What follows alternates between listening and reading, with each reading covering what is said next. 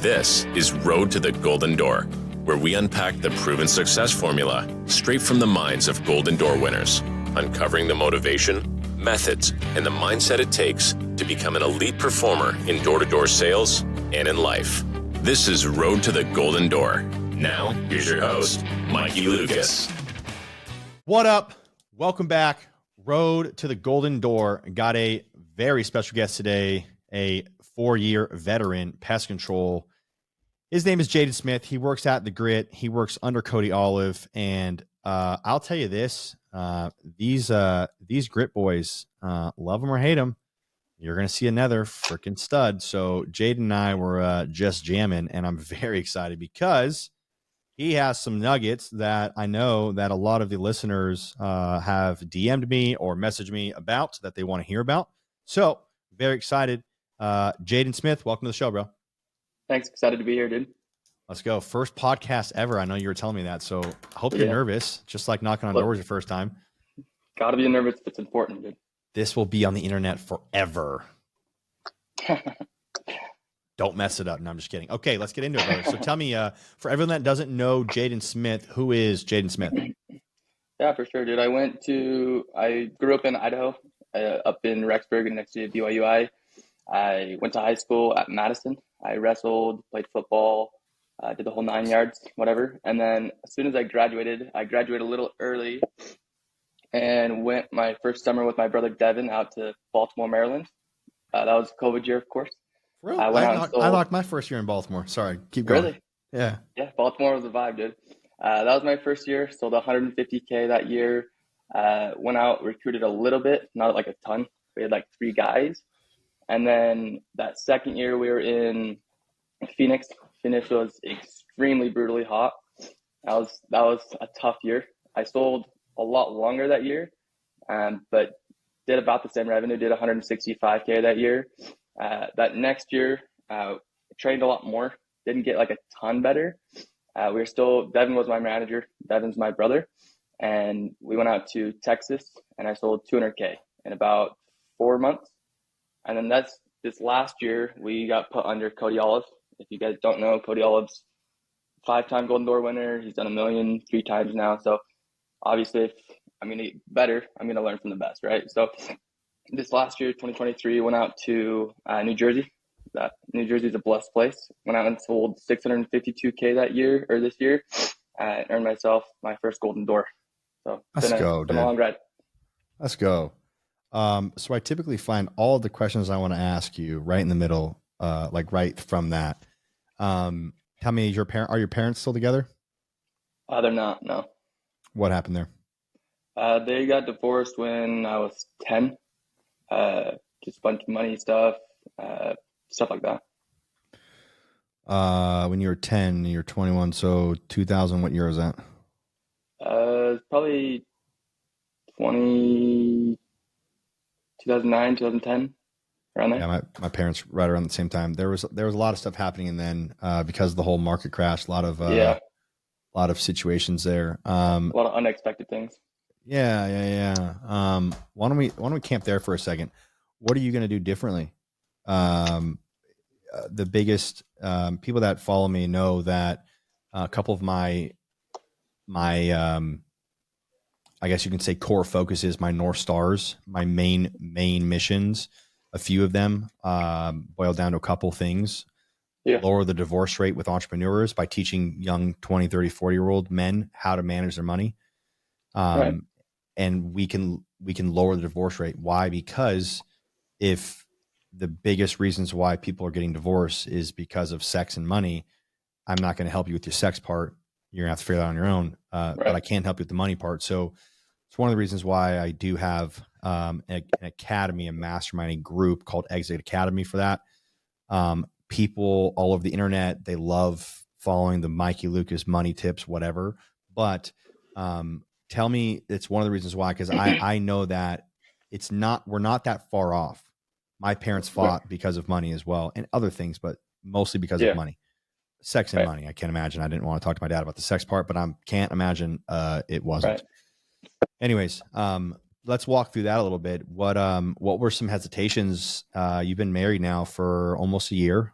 So congrats. Right. We got married in the same month, Sweet. last year, 2023. Um, what were some of your hesitations going into that, knowing, does your wife's family still together, or were they divorced as well? They're divorced as well. Okay. What was that conversation like? Um, I think it was just like a level of commitment. We're high school sweethearts, so I met her my freshman year in high school, and so I just think we knew each other. We had that level of commitment, and we were just ready to start that journey together. So was it a conversation, or did you guys, I mean, we didn't do premarital counseling. Did you guys do premarital counseling? No, no, No, yeah, neither did not we. at all. You guys were obviously friends for a lot longer. So, Right. that's probably what, 7 or 8 years before you guys got married, or close to that. It was 6 years, yeah. Yeah. And you decided to get married 2, 3 years after high school. Why, I guess, why did it take so long? And then what was like kind of the thought process behind that? I think it took so long because we were just super young. Like I Yeah, didn't want to rush into anything when we were like still super young. sure. And but I think once I hit like I think I was 19 when I proposed, and then we got married about a year and a half later. So I think once we were both about 20 years old, I felt like yeah, it's Oh time. yeah. You got proposed at 19. Never mind. You did it right away. You didn't wait. Yeah, yeah. No, I wasn't saying it was like it took a long time. I was just in general, like, No, no, no. Yeah, what for sure. was the reasoning behind that? Because a lot of guys that follow, it's ironic. I talk probably more, people follow Road to the Golden Door podcast because they probably think I'm going to get a bunch of sales tips out. I talk more about marriage, sex, and money than probably anything in this entire, and psychology than anything else. And the reason why is because studying high performers like yourself, being a high performer, I'm crazy. Like I'm a monster, and I'm an individual that, when the majority of people look at Mikey Lucas, they're like, what's wrong with this individual? And I go, I know, it's a shorter list of what's right. I don't know what is wrong with me, but I am a crazy person. So, I will work 90 hours, 100 hours a week and still feel like I don't get enough done. Yeah. Though I'm tracking, 70, 80% of every waking hour of my day. So, interesting. So you guys got married in March, engaged a year and a half prior. So that was the whole preparing for the wedding thing, I'm assuming. Yeah, for the most part, yeah. And then Oh, this summer we were gonna do it exactly 1 year later. And then just like everything with the summer, we weren't really like financially prepared. So we went after the summer that year, and then the rest is history. dope. Tell me about your wedding. Did you have a dream wedding? What did that look like? It was a pretty sick wedding. We did it over. I don't know if you know where like Sleepy Ridge is, Uh, that golf course. uh, It's like a huge castle looking place. So it was a way cool wedding. It was one of my favorite days ever. that's awesome. I feel like I'm supposed to be Joe Rogan right now and tell my guys to pull up Sleepy Ridge or whatever it is so I can look at it. Pull it up for Yeah, me so right now there, Levi. So, all right, dope. So you've been married now for about a year. Um, walk me through this. So you're just coming fresh off of your Golden Door year. A couple yeah, things that I've been watching. There is, I've been, I idolize, look up to Ed Milet so much. I was mentored by him for a year. really. I love the guy. I mean, everything he emulates is my story. I'm just 20 years younger, or before him. So, a couple things that he talks about is success leaves clues, and anybody can hit a golden door 1 year. Most people, not anybody, but I think you get the point here. Anybody Yeah, can hit a for sure. golden door. Let me just finish the statement. Anybody can hit a golden door 1 year. What do you think Jaden has to be able to hit it like Cody Olive 5 years? What is different with you, Jaden? Probably just the ability to like never quit, like not give up on myself. Like if I have a goal and I have my eyes set on something, like I'm just not gonna quit until it's done. Just like that ability to not give up, no matter like the circumstances. Just like always, just keeping like the process the same, and just keeping everything you can control as much as you can. And I think that's like the best I can explain it. So it sounds like, okay, let me get this straight. So it sounds like it's like the idea around control what you can control and don't basically put energy towards crap Negative you stuff. can't control. Yeah, Yeah. yeah. Because like otherwise, like how did that work for you prior to you understanding that concept and idea? Yeah. And I think to put it more in perspective, like I was one of the last Golden Door winners. I like the grit. Like I stayed out there for 7 months. Like I was there to get the job done and I stayed out there. And my older brother, Devin, he actually stayed out there with me, even though he had already hit in the Golden Door, just to make sure I got it done. So it's kind of just like the people around me and pushed me to do it, even when like everything was like extremely tough. Interesting. Let me ask you this. How do you think that's going to affect you in 5, 10 years from now when you had somebody or a culture or team around you? How do you think that affected you? Have you felt like alone playing sports? I know you wrestle, play football. Yeah. Have you felt alone where, you know, in your teams, maybe, you know, it's like selfish. They're all about themselves. How do you think that's going to, how do you think that's going to affect you in the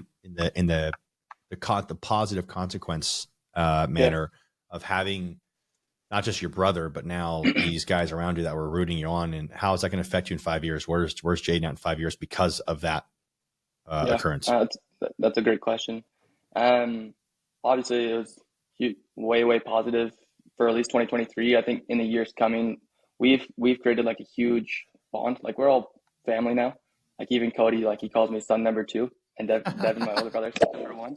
So it's like we've created like a huge bond where I don't see it going away in 5 years, and it'll just continue to get better and better and better, and we'll invest more of our time, more of our money into like the right places. So I think it'll be way positive in the years to come. Explain to me a little about your football career.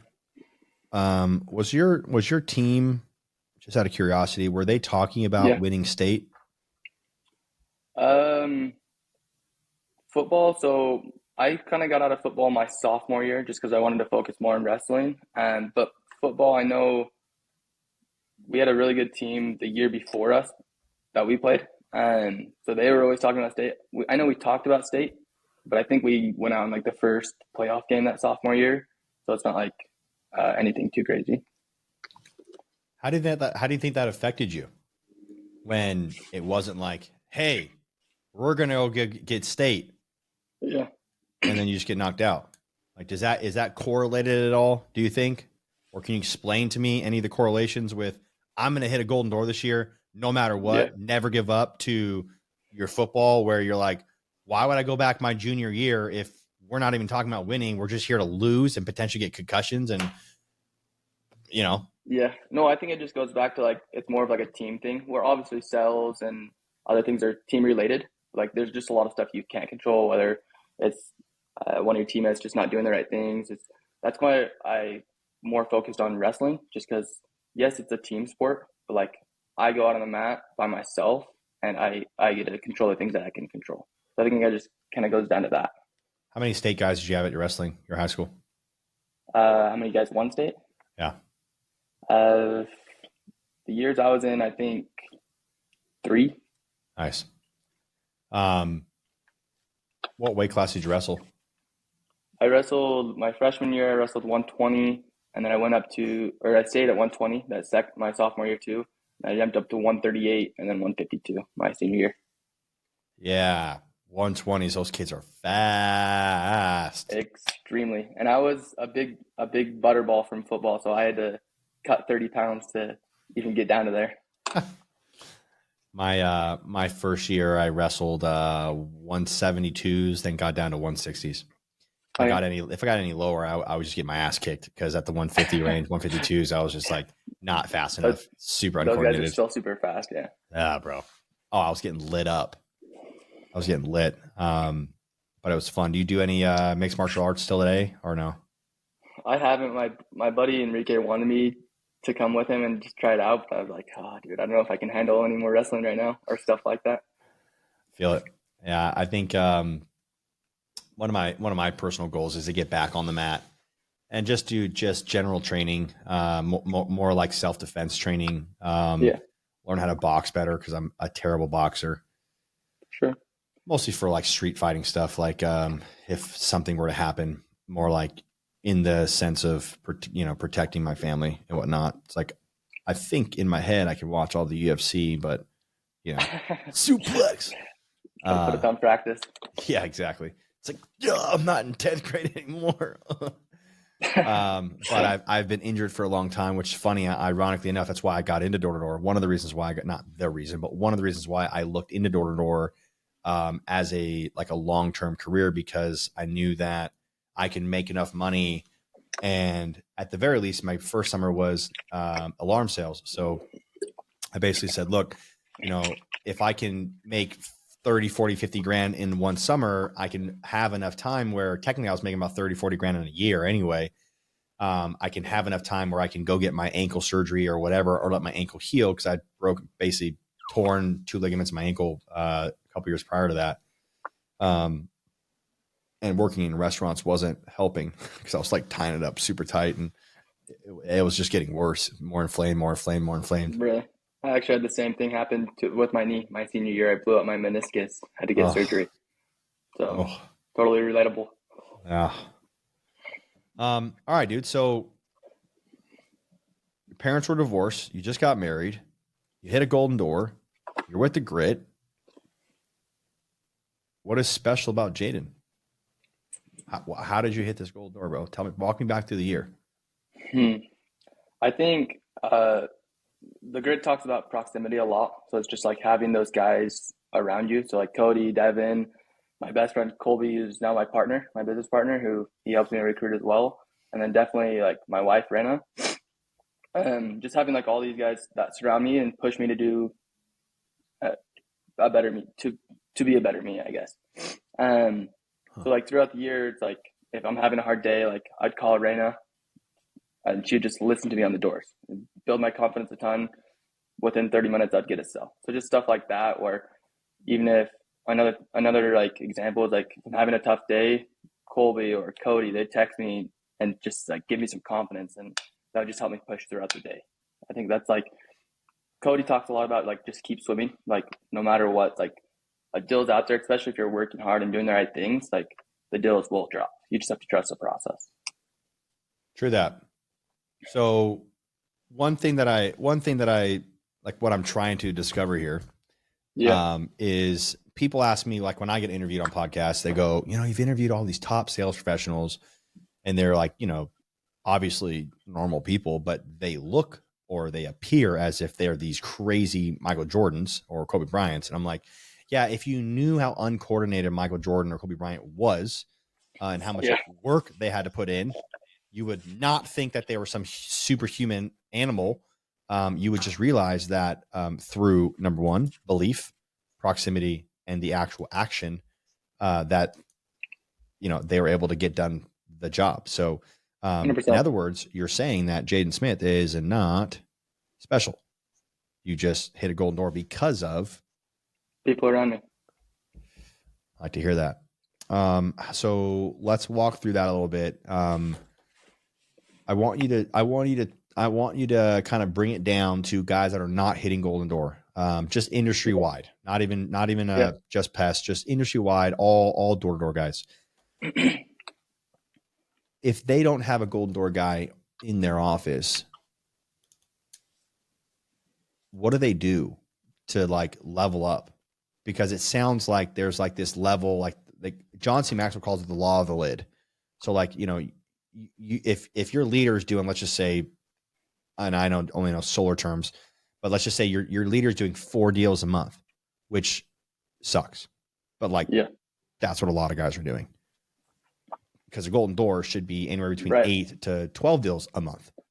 100%. And that's a decent month. That's a decent month. There's guys hitting 30, 40 deals a month. If there's not that golden door guy, what would you recommend to someone who aspires, who obviously follows the show, wants to hit golden door? I want you to talk to those guys for a second. What do you recommend them do? If they can't find a guy, like a leader who's done like a golden door or like anything close to it, it's like there's tons of things online where you can go read books or get on podcast or just like listen to them, where they drop all these nuggets. And just like these inspiring things. Like even though they seem like these top guys, they all have like these raw emotions that just no one ever sees. And so that's why I'd always recommend like putting yourself with those people so you can actually see they're just normal people. But to put into perspective, like my brother Devin, he was my leader for 3 years, and I always fell under him. So like I sold 150K my first year, my third year still right around there. I did 200K. As soon as we got put under Cody, who's done it 5 times, I instantly grew. He sold $1 million, so it's like I'm not like competing with him, but like my level rose just because I was surrounded with guys like him, and I could see that he's just like a normal guy. Let me ask you this on that note. How surrounded are you with Cody? Like, how close in proximity are you? Is it phone calls? Is he in your office? Are you guys sleeping in the same house? What does that mean? Yeah. So during the summer, we slept in the same hotel. He trained us every single morning. Like he was our leader in the morning meetings. He ran every single morning meeting. We had 2 meetings every morning. And sometimes he trusted me or Devin or some of the other top guys in our office to run those meetings. But he'd always show up for that second meeting. He'd always run them. Okay, so on a daily basis. Okay, that's awesome. So if they don't have proximity, so here's what I get a lot, and this week, so I'm gonna just digress for a second. Yeah. I'm gonna bring out some steam. I'm gonna let out some steam, if you will. A lot of guys, they know I've got a coaching program, they know I've got a financial mastermind and all that, and they're like, yeah, like I want what you have, Mikey. And I'm like, yeah, no shit, everybody does. But it's like hitting a golden door. Everybody wants to hit a golden door. Everybody wants 6 figures a year in passive income. Yeah, right. No crap. Everyone wants freedom, but the hard part is like, are you willing to sacrifice who you are today for who you will become in the future? And it sucks. Like it sucks. It sucks to sacrifice that, but to me, it's worth it because I knew that obviously if I just didn't quit, that I would get there. I have the same kind of mentality as you, the never give up mindset. Why do you think it's so hard for guys? And I'm trying to understand this. Why do you think it's so hard for certain guys to invest in themselves? That's a tough question. I don't know. I feel like I've always like tried to do things that put me in a better spot and try to invest in myself, but they're probably just not willing to put themselves through that, I guess. Am I allowed to swear on the show? Go ahead. So I don't know if you've heard of Calvin Esposito. He gave us a training he called it C equals B plus A. C is the goal. Most people think it's A plus B equals C. So that A is a training, B is like the shit you go through, and then C is like the end goal. Where he's flipped it, and this helped me a ton this last summer, where C is now the only thing that matters. C is in front. So like the training or the shit that you go through doesn't matter anymore. It's like the goal is front and center. If that makes sense. Yeah, no, it does. Let's hang around there for a little bit. So it sounds more like this is just a hard pill for me to swallow because I've been doing coaching for a very long time, and I get right. That. I get it. The majority of the people that I interview to join my group is they want it, but they're not even mentally there yet. And my problem, who I have asked coaches like John C. Maxwell personally, Ed Milet personally, I've asked, Dan Fleischman, I've asked, oh God, I can't even remember his name right now. Why can't I remember this dude's name? Michael Jordan's coach, not Phil Jackson, his personal coach, Tim Grover. Ask him personally. And I'm like, hey man, like basically in a nutshell, how do I avoid becoming like too emotionally attached? Like it seems as if leader, I care more about what Jaden Smith's outcome is than he cares about. How do I avoid that? And it's basically a roundabout answer that you need to stop caring so much. I'm like, how? Because I care. Like I actually care about their well-being because someone helped me. And I kind of some of them, not all of them, but some of them, I'm like, are you trying to tell me to be a dick? Because that's not just who I am. That's just not who I am. Like Right. the fact that I'm a giver and I'm a leader and a selfless caregiver and a leader, that's like my biggest character trait. I can't get rid of that. I'm not, that would be acting incongruent with not who I am. Right. So it sounds a lot like, and I agree. A lot of times what it sounds like it comes down to is that the belief in the outcome have to come first. Yeah, exactly. And believing that it's possible, I think, has to come first. Otherwise, why would you invest in something? Why would you invest in a book? Why would you invest your time in reading a book or buying a course or whatever the crap it is if you didn't think it was going to get you to the next level? And I think a lot of times these guys, I think that's what they struggle with. I think they struggle so much that how can a $20 book help me? It's almost like, well, when was the last time you read a book that didn't completely change your life? I'm addicted, bro. I'm like, bro, I'm trying to get a book in a week for the last like 5 years. I'm like, bro, if I can get more books, and again, that doesn't mean new titles. A lot of the books I'll read over and over and over again. But I'm like, if I can get this same book in 4 or 5 times this month, like how much information I'll be able to have. And that's one of the reasons why I'm so adamant about people investing in themselves. And anytime anybody ever does that, which is why like our listeners, if they're listening now, I think it's a great thing that they're listening because they're investing. In theory, they're investing in themselves, whether they're driving, getting ready for work, they're at the gym, they're going to bed, whatever. Knowledge is definitely power for sure. They say knowledge is potential power, but yes, I agree with you. Knowledge is power. I do agree to that. Knowledge is power, but the new guys, they all say like, knowledge is potential power, right? Execution is worship. So walk me through this. That sounds like it's more of a life-changing opportunity or a life-changing scenario for you. When did you learn the C equals B plus A? The grit holds they call it the GPS.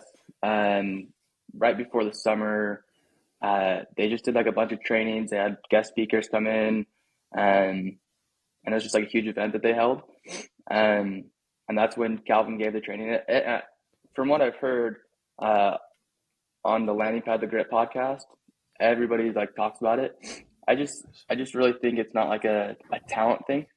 Like getting a golden door is definitely not like a talent thing at all. It's just like who's willing to go through like the most shit, essentially. Who's willing to hold out the longest to get what they want. And that's why guys like you are like way successful, because they're willing to go through that to better their future, better their family, everything like that. Where I belong in a sane asylum. People are like, bro, what you got to give it up. It's just not working. And I go, no, we're going to figure this thing out. Like, dude, you're beating a dead horse. No. This horse is still alive. We got this. Yeah. Got to be obsessed. Like Grant Cardone says, huh? Boba, be obsessed or be average, man. I've read that book probably 40, 50 times. It's a good book. It's a great book. I'm going to go re-listen to that. I need that right now. Thank you for that, brother. I appreciate that. I'm going to go re-listen to that book right now. I'm going to go. I might pull up some notes. I want to know. Have you read the book? A little bit, yeah. I listened to it. It was a while back, though. No worries. I'm going to pull up some of his stuff, and I want to talk to you about that because it sounds like you and I align in a lot of that, like mental stuff there. There's actually a book called Talent is Overrated. Have you heard of it? I haven't, no. So ironically enough, the whole story kind of comes full circle here. My ex-girlfriends from high school and college, what was my high school sweetheart. Not really, but basically I say it's what it was. It sounds cooler on the internet. It was my high school sweetheart because it was like the girl that, would have, we didn't date through technically high school sweethearts. Like you dated through technically the whole way through high school, right? At least. Well, this was the girl in high school that I wanted to marry, and this was her, and I got into college. She was still in high school, and we stayed in contact, and then we dated. We ended up breaking up, but her, there are some really significant, I would say mountaintop moments there of why we broke up, and her parents technically were right. And I would not be where I'm at today if they didn't do what they did. So I have to give them credit. Eventually, I'm going to write them a letter. I thought I was going to write them a letter and write to them a while ago. Never did. Anyways, very successful now, thank God. But that still is a motivator to me, which is funny. I want to talk to you about what motivates you later on. But that book, Talent is Overrated. The author writes about Tiger Woods in that book, and other sport athletes. But they say, like, he was just born naturally talented, right? That wrestler, he was just born naturally talented. And you're like, Right. no, fool. That fool's there before the moment the bell it hits. That fool's on the mat, and he stays after practice, and he does freaking ghost drills by himself. It's not talent. He's not born with that. I think that we over sensationalize this. Cody Olive is talented. Just to be, for example, Cody Olive was born with this miraculous way to sell deals. Everybody buys from Cody. And I know that you guys talk about that a lot. Right? And it's true. It's true, right? Like, people literally come into any company and they think that the Golden Door Award winners, the top performers, everyone just says yes to them. You're like, what? Yeah. No. Honey, Jaden's here. Get the credit card. Yeah, exactly. So that book, Talent Was Overrated, really good book, really interesting idea around that. That dude John gave me that book. First book I actually ever read. That, and then he gave me the book Outliers. Yeah, really, really good books. Helped me understand that I was so far behind, and if I wanted to get ahead, I needed to get new information, and I needed to start to practice. In other words, I needed to spend way more time in the batting cage than I did in the batter's box. And that those two books helped me a ton. That being said, what are some books that you recommend, or any books or podcasts, YouTube videos? What are some things that you like to feed yourself, feed your brain? Yeah, sure. Mostly right now, I've just been listening to like the Grit podcast, Lenny Pad. But like a lot before that, it's mostly just like books. So like a lot of Grant Cardone books, Sell Every Sold, Be Obsessed or Be Average, or even like I try to keep myself doing hard things. So like, I can't even think of his name. David Goggins. Yeah. So sometimes I listen to his podcast a lot, and then his book Can't Hurt Me is that was one of my favorite books for sure. Talk to me about Can't Hurt Me. I haven't read it yet. I have it. Yeah. But I have not read it yet.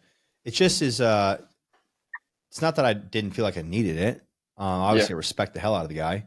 But tell me about that book. What about it really stuck out to you? So basically just explains like his whole life story and like all the shit that he's gone through. And it's some crazy stuff like that. Not a lot of people go through, if any. So just like listening to that and like comparing it to my life, it's like, wow, he's been through all of this and he's still accomplished this. So it's like, if I can go through a little bit of what he's gone through, if any, it's like I can do that or more, right? And me and my partner Colby, my business partner, we actually did one of his challenges. I don't know if you've heard of like the 4x4x48. Mm-hmm. So he held this as more of like a charity. So it's like you run 4 miles every 4 hours for 48 hours, so 2 days straight, and it wears on your body. So we did that the first year, just to do something hard, just to prepare for like the summer. It's hard. The next year we wanted to do like a little bit tougher, so we did 5 miles instead. So we did 5 miles every 4 hours for 2 days, and dude, it's just crazy, like what your body can actually go through and what your mind kind of like tells you not to do, but you can still do it anyways. Interesting. So it puts kind of like a perspective in your head where like, if he can do that, then I can for sure do this.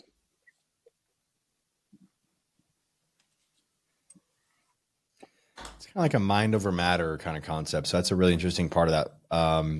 You could tell that obviously Goggins, that's actually what they told us in wrestling, that your mind will give up before your body does. 100%. I think he calls it the 40% rule. So once your mind thinks you're done, you're only at 40% of what you can actually do. Golly, that is crazy. Why? Oh, dude, that concept, Jaden, is like I don't know how to explain that to people that are like not super high performers or like think like us. And I'm Yeah. like, no, like you think you're tired. You're not even close to being tired. Yeah. You It's think just, I that think this is all you got. You got way more in the tank. yeah. I think it's just mental walls in your head that you just have to break through. And then eventually it's kind of like more of like a callus. So the more hard stuff you do, and this helps a ton in the summer. It helped me a lot. It's like the more hard things you can do before the summer, or before something hard you're going to do, whether it's sales related or not, it's like you're going to callous your mind and be able to do a lot more than you would have if you weren't doing hard things. Like even like doing cold plunges, something not so easy for your mind to like understand, but like it's really good for you, and it's still hard. So like doing that every day, it like adds up.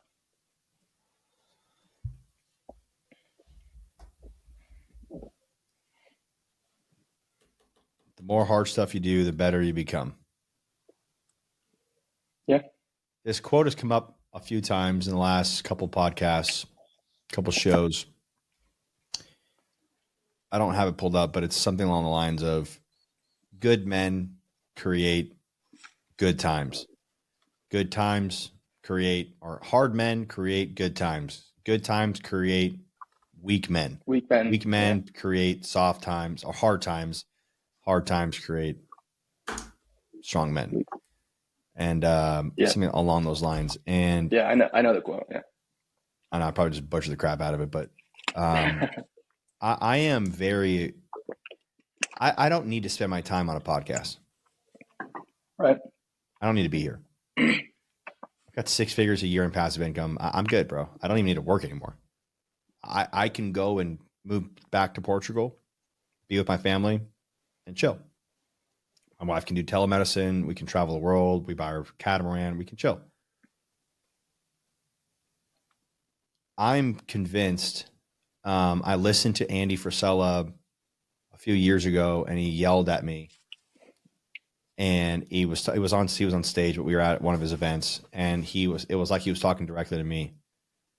And he basically was saying, like, we're gonna lose this effing country if we don't step up and help and basically all become billionaires, because we need more good people with money so that the bad assholes with money can't make the decisions for us. So you who think like $1 million, $2 million, $10 million is enough, you need to step your hate game up, because that is not enough, because that's not what's going to fix this country. We need more good people with money, which is why I'm still here, which again could be the death of me, but I'm in a win or die trying method right now, mindset. And I'm doing my best to bring as many guys as I can along with me too. You there? Hold on, my computer's being done. You're good.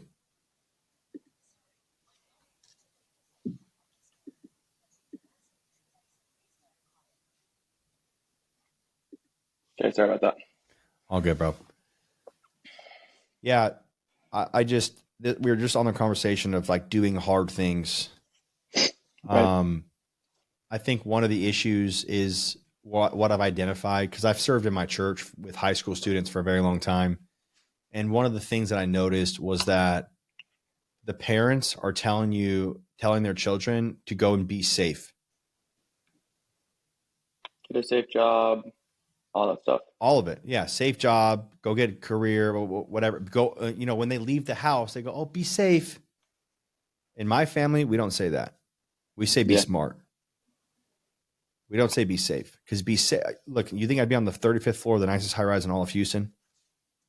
Being safe? Probably not. Nope. No. I wouldn't knock on doors in Baltimore. In the hood. The actual hood, not hood. Literally. If I wanted to be safe, I did not tell my mom I was in Baltimore knocking the hood. I was like, Mom, these are $1 million houses over here. Really nice. I am so surprised I did not get robbed. My buddies got robbed in Philadelphia that same year. Few Segways were stolen. Oh yeah, dude. I was like, I don't know how to get my iPad stolen. Yeah. Anyways, let's talk about this hard stuff, man. You've said that a few times.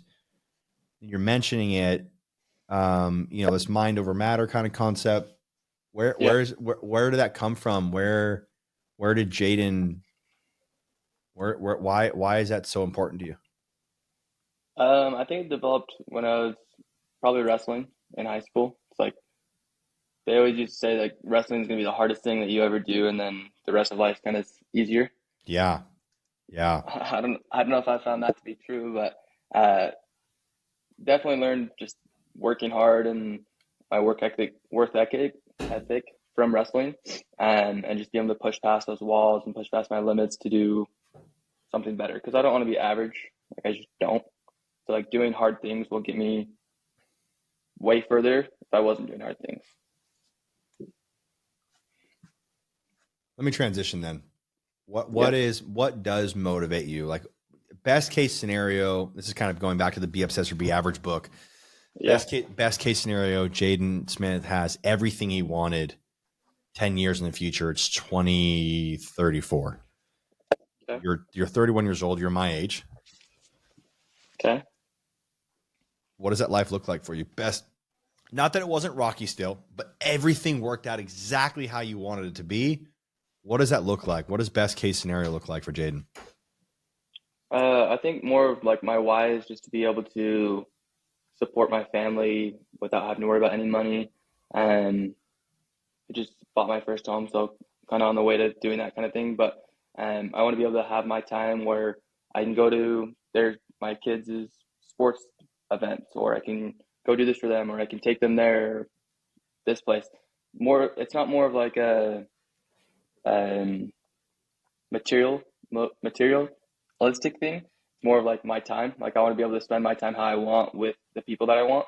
So like by doing the hard things now and um, everything that I need to do in that process will lead me to that place where I have the time how I want to spend it. The time's probably my biggest why for sure. Like even in the summer, this past summer, my goal for the year was actually 400K. And once I hit that, I wanted to be done, but like the people around me, like I couldn't look at them in the face and be like, I can't do this. Like I had to do, so my best summer previous to this was 200K. Um, and at the end, at the beginning of postseason, I had another 200K to do to hit the golden door. A whole And like summer. my mind, the whole summer. No, a whole nother summer prior. Exactly. So like my mind couldn't comprehend it. So like Wow. just like the people around me, like I want to be able to spend my time how I want. It's like the people around me helped me push past my limits and helped me get it done as well. So that was way cool. Okay. So let me get this straight. Your leadership figured out that Jaden's main motivation is not money, but is buying your time back, and they threw that in Yeah. your face every day, every week. No, not necessarily. Um, And I'm saying it in a positive way, not in a negative way. no, they wouldn't like. I guess that's just more of like personal motivation. It's not like they knew like that's exactly what motivates me. It's just like they were able to surround me with just like the positive things to help me keep going. I guess I would say So then, what the hell did you keep going for then? because I couldn't look. Dude, honestly, I could not look them in the face and be like, I can't do this. Like, because I knew I had the potential to do it. Like deep down, I knew I could not look them in the face and be like, was once I hit my goal of 400K, I did text Cody and be like, dude, I don't know if I can do this anymore. Like the doubts kept creeping in. Like, dude, this is getting tough. Like it's postseason. We've been doing this for 5 months now. We're about to move to go do it again in a different. So I have to readapt to all this. So it's like, uh, yeah, it's just they just helped me keep pushing, I guess. What did they think did motivate you? So the motivation was more along the lines of respect for your team. Respect for them, and then probably also myself because I knew I was capable of hitting it. It's just like I, my mind and like the demons as we call it, it's like they just kept creeping in where like sometimes I didn't believe that I could get there. But like having those guys around me, like I said earlier, Devin, my brother, he had hit 650K by pretty much the beginning of postseason, and he stayed out with me an extra month and a half to finish it. just because he knew that I had the potential as well. Because the money was for sure wasn't the motivator after 400K. That's what I wanted to hit money wise to support me and my wife and everything like that. So like money wasn't the thing. It's like more about like the goal. After I hit 400K, like I knew I could go for 650 and hit it, and I wasn't going to be done until I hit it. And everyone around me, Devin, my wife Raina, Colby, Cody, they all helped me push and get it done. What was your reward? Did you obviously had to convince yourself to keep going back out for another 250K? You hit 252 at that point. Did you use some sort of a reward basis? I wouldn't say I used like a reward basis. I just knew the faster I got it done, the sooner I could spend my time how I wanted. Exactly. Okay. I appreciate you being honest. Thank you. 100%.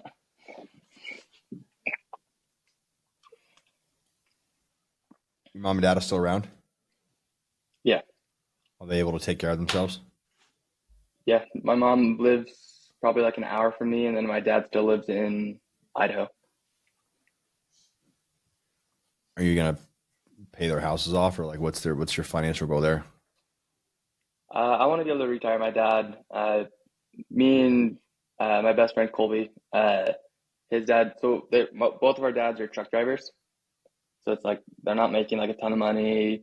My dad, same kind of stuff as his dad. So we've always talked about like buying a trucking company and like having them drive truck for us, but like paying them like way, way, way more than what they should be paid. Like just being able to retire them and help them give their time back and everything like that. Can I give you a tip? Yeah.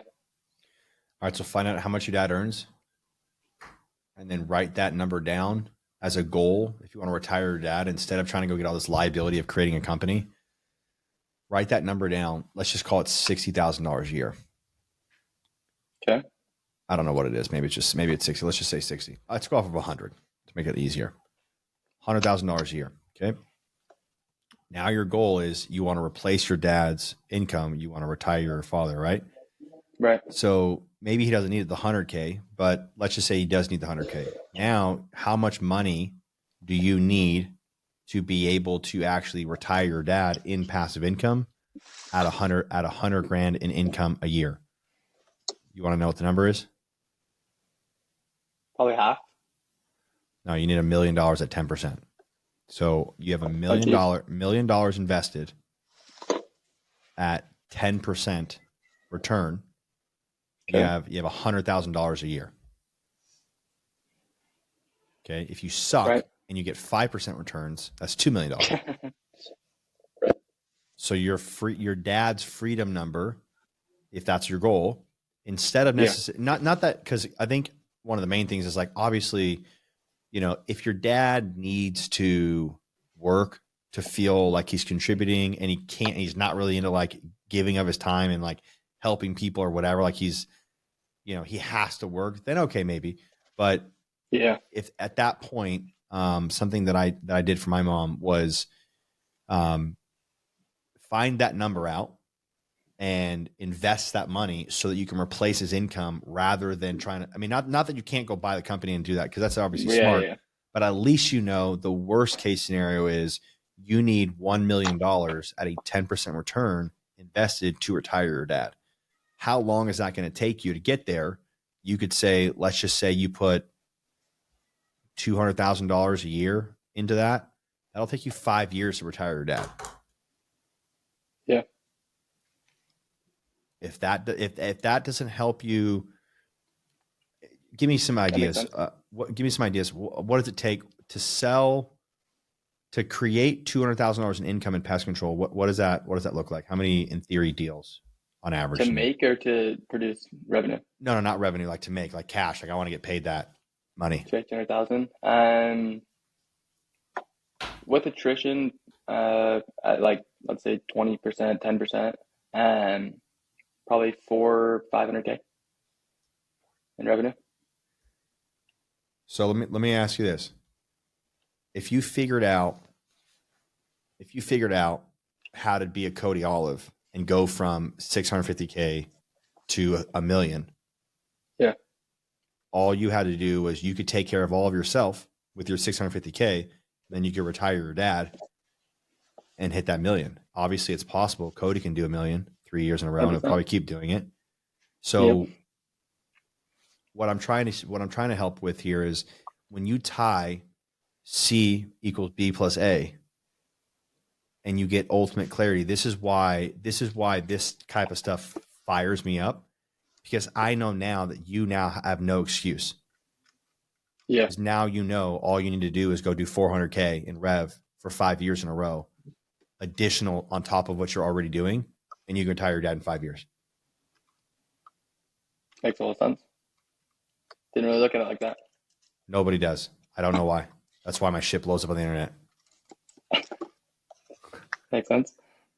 I'm like, dude, it's that simple. Nobody looks at it. Nobody looks at it that way. I don't know why, but yeah. And if, let's just say you don't do 400K, you do 200K, 200K to mom, 200K to dad. Okay. Well, why do you have to give your dad 100K a year? Why not give him 50K a year and mom 50K a year? At that point, you're winning. You know, supplement their income, make sure that all their needs and their necessary needs are done.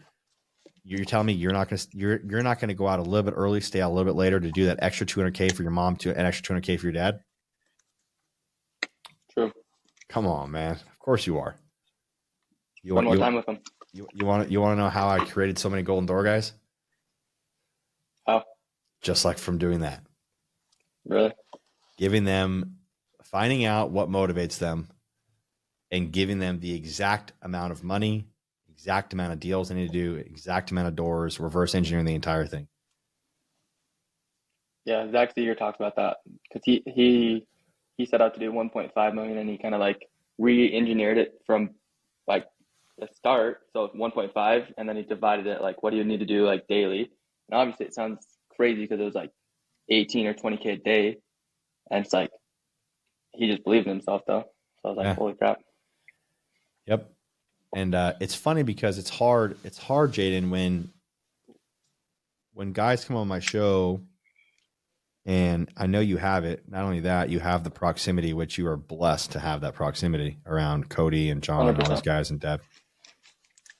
But what happens, and it kind of brings you back to the first part of this conversation, is anybody can hit Golden Door 1 year. Mm-hmm. But hitting it multiple years in a row, there's got to be a bag full of whys. There's got to be a lot of reasons why you're going to do it again, Jaden, why you're going to be on the show next year. I expect you to be on the show next year. I'll be pretty 100%. Pissed off if you're not here. Oh, I'll be here, dude. And the only reason why you won't be here is just because you forgot about those numbers I just talked about. Or if those numbers don't matter to you, then that's fine. Not everybody wants to pay off their, retire their parents or whatever. Maybe you want, investments and you want to, give it to charity, or you want to, you want the new car, you want the new, like right now, I don't know why, but I'm looking at Aston Martins now. My wife's going to kill me. I'm going to go get an Aston Martin. I was looking, I have a problem. I don't have a car right now. Actually, right now, I don't have a car. So, definitely an Aston then. Yeah. I want to go get the new the new 2024 R35. I had a 2020 GTR, 2020 or 2021. I think it was a 2020 R35 GTR. And when I sold that car, man, it was nothing really special on the inside, but like, bro, the GTRs are dope. And I just that was the one car I didn't mind getting rid of my Tesla. Had a Model X, greatest car in the world. Freaking, it was a remote control car. The car would come to you. You ever seen that? Literally. Yeah. Oh, that is crazy. And like when that first came out in like 2020, my buddies were like, come pick it, come pick us up from the gym. I'm like, all right, I guess I could try. And they're like, oh man. That's funny. But yeah, I'm looking at I don't know why I'm talking about cars now, but the point is that C equals B plus A. When you have the outcome, and it's kind of coming back to like this whole what motivates Jaden thing is when you have the outcome there and you reward yourself for it, like I'm already driving the car. I Yeah, already know you what it's going to envision make it. me feel.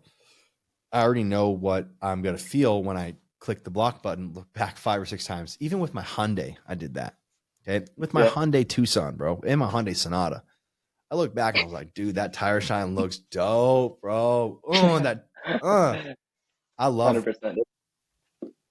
So I already know what the Aston Martin is going to feel like. I already know what the EQS is going to look like. I already know what is going to feel like. When you have multiple summers of golden doors, the thing that I've seen most consistent with guys is they know why they're doing it.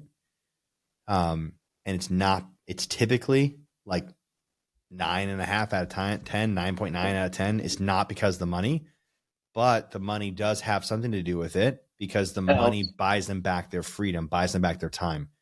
If you Yeah, actually care about having time with your kids, you will go get hit golden door multiple years in a row, Jaden. 100%.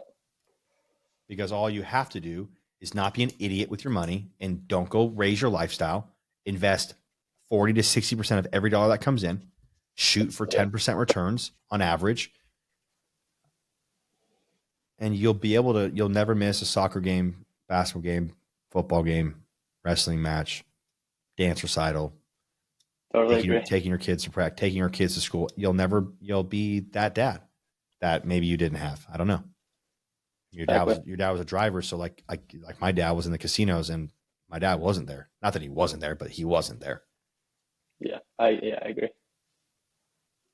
I really want you to make sure that is important. And not important, but I really want to make sure, and I'll follow up with you probably around the summer to make sure that that's something that you've written down or that is on your phone or somewhere, or vision board, making sure that is if that's what you care about. If it's not about the money, I mean, we'll see what Jaden buys this summer. If it's not about the money and it's about the buying the time back with your kids that you don't have yet, that's why, Yeah, again, like I said, I do the same thing. So that's very exciting. I'm really glad that we're talking about this. This is very helpful. Is yeah, this helping you?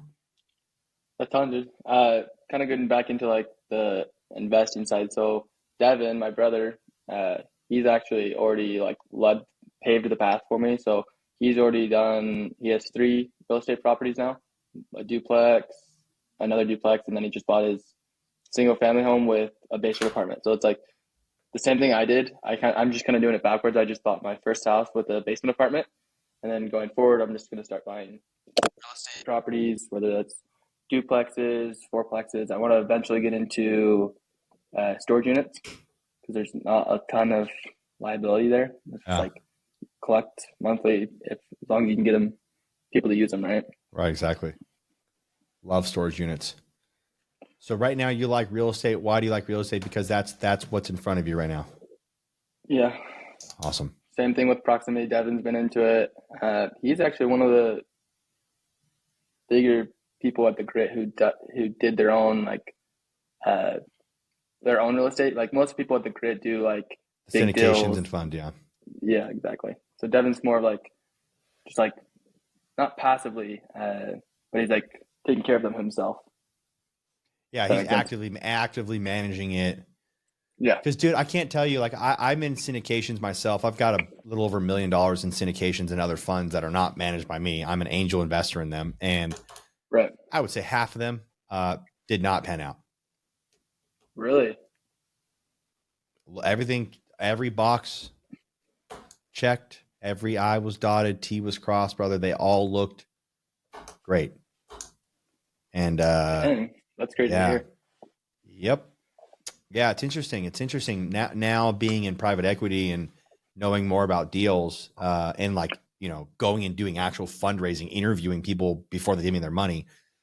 It is Yeah, scary how many people have been completely screwed in real estate deals, in crypto deals, and that's in crazy. in private equity, franchises.